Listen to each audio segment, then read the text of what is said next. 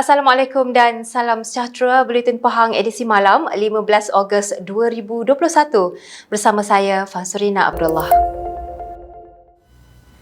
Sebanyak 180 buah rumah di Felda Jengka 25 di Temerloh yang dikenakan Perintah Kawalan Pergerakan PKPD menerima sumbangan barangan basah sumbangan Yang Amat Berhormat Menteri Besar Pahang. Sumbangan berkenaan disampaikan oleh Pengerusi Jawatankuasa Hal Ehwal Agama Islam dan Pendidikan Negeri Pahang Yang Berhormat Datuk Seri Said Ibrahim Said Ahmad. Menurut Yang Berhormat Datuk Seri Said Ibrahim, sumbangan berkenaan adalah berupa barangan basah seperti ayam, telur dan sayur untuk 180 buah rumah.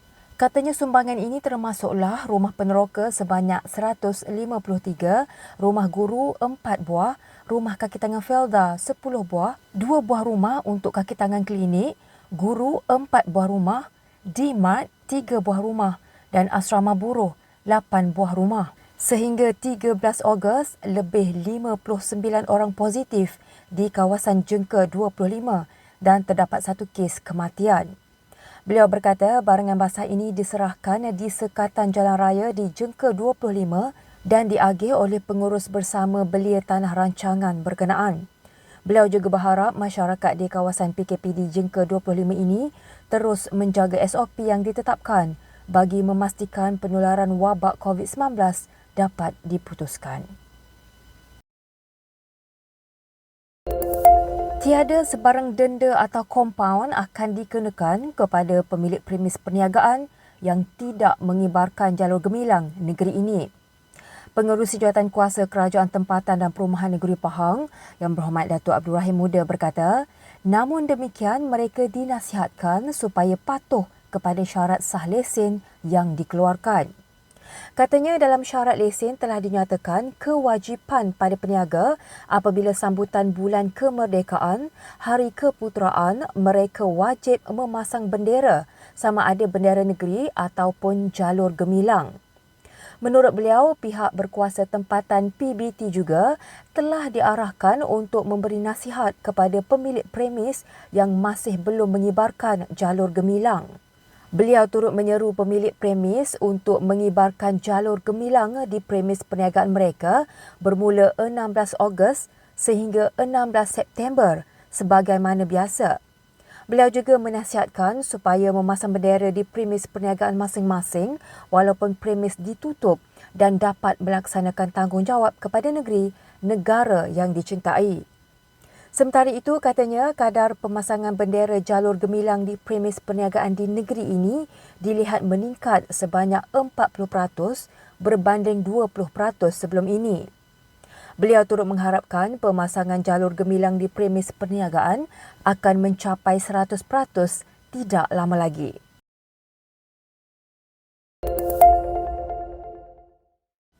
Pahang mencatatkan sebanyak 926 kes baharu COVID-19 hari ini dengan daerah Kuantan paling tinggi kes direkodkan. Berdasarkan maklumat daripada Jabatan Kesihatan Negeri Pahang JKNP, Kuantan mencatatkan sebanyak 418 kes, diikuti Bentong 198 kes dan Cameron Highlands 102 kes. Selain itu, Temerloh mencatatkan sebanyak 60 kes, Maran 37 kes, Bera 27 kes, Jerantut 24 kes, Rompen 22 kes, Pekan 14 kes, Lipis dan Raup masing-masing 12 kes. Sebanyak 3 kematian dilaporkan hari ini dengan 2 kluster baharu direkodkan iaitu kluster Kampung Bongkok Krayung Bera dan kluster Kampung Luit Maran. Dalam pada itu, Jabatan Kesihatan Negeri Pahang meminta agar orang ramai sentiasa mengikuti saranan kerajaan bagi sentiasa menjaga SOP dan menghadkan pergerakan yang perlu sahaja sebagai kaedah berkesan dalam membendung penularan COVID-19. Semua pihak perlu bersama-sama berdisiplin dengan mematuhi SOP yang ditetapkan dan jangan ada sikap mementingkan diri sendiri dengan mencari pelbagai alasan untuk melanggar SOP yang ditetapkan hingga menyusahkan diri sendiri, keluarga dan masyarakat. Jabatan Perlindungan Hidupan Liar dan Taman Negara Perhilitan berjaya menangkap 4 ekor gajah di ladang peneroka Felda Kota Gelanggi 3 di Jerantut. Pengerusi Jawatankuasa Hal Ehwal Felda, Koperasi, Usahawan dan Hal Ehwal Pengguna Negeri Pahang Yang Berhormat Datuk Haji Nazringah berkata, kesemua gajah dipindahkan Taman Negara Terengganu yang dilakukan pada 14 Ogos dan 15 Ogos. Katanya 2 ekor gajah denak iaitu Rambai dan Kasturi yang dibawa dari Pusat Konservasi Gajah Kebangsaan PKGK Kuala Gandah Lancang digunakan untuk operasi penangkapan. Sementara itu, Pengarah Perhilitan Pahang, Rozi dan Mat Yassin berkata, kumpulan gajah berterusan berada berdekatan dengan Felda Gelangi 1, 2, 3 dan Tekam Utara kerana kawasan itu adalah kawasan rayau haiwan itu. Katanya, gajah-gajah itu bergerak dalam radius 25 km sehingga ke kawasan hutan simpan Tekai, Kuala Tahan.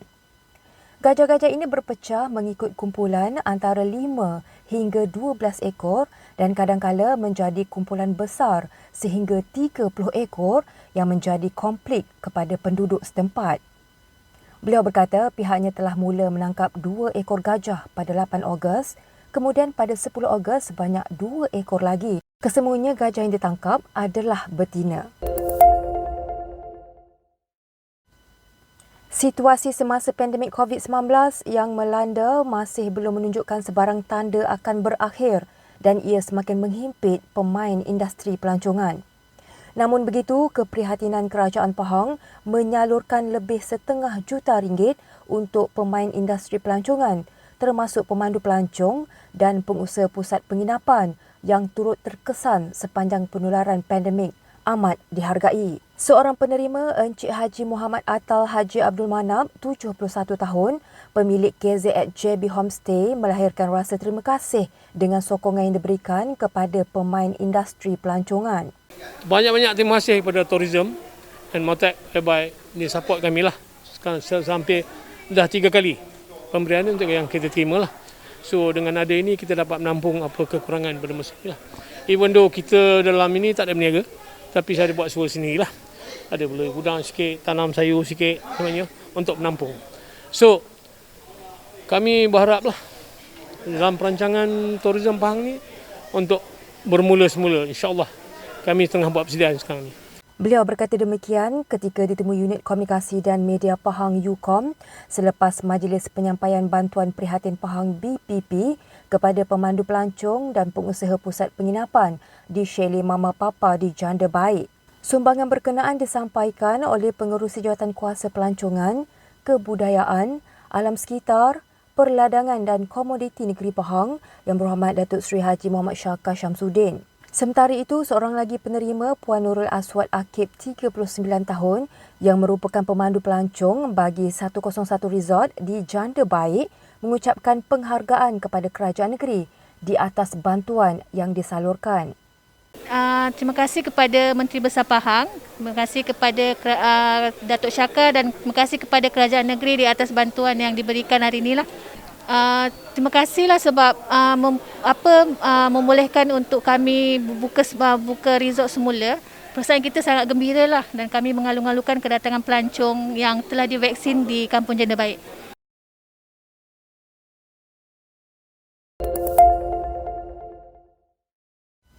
Perusahaan e-dagang menyediakan peluang perolehan pendapatan yang lumayan sekiranya bijak dimanfaatkan oleh para peniaga ketika musim pandemik COVID-19 ketika ini. Seorang pengusaha sambal, Puan Nurul Hidayah Abdul Hamid berkata, hal ini kerana kebanyakan pelanggan menggunakan platform internet dan media sosial bagi mendapatkan barangan keperluan harian, termasuklah membeli barangan makanan bagi mengurangkan kontak sosial untuk mengekang penularan wabak COVID-19 ini. Beliau yang merupakan pengusaha sambal sejak 2018 ini turut mengambil peluang ketika ini untuk mensasarkan pemasaran atas talian menerusi aplikasi Facebook, WhatsApp, Instagram dan beberapa platform e-dagang yang terkenal.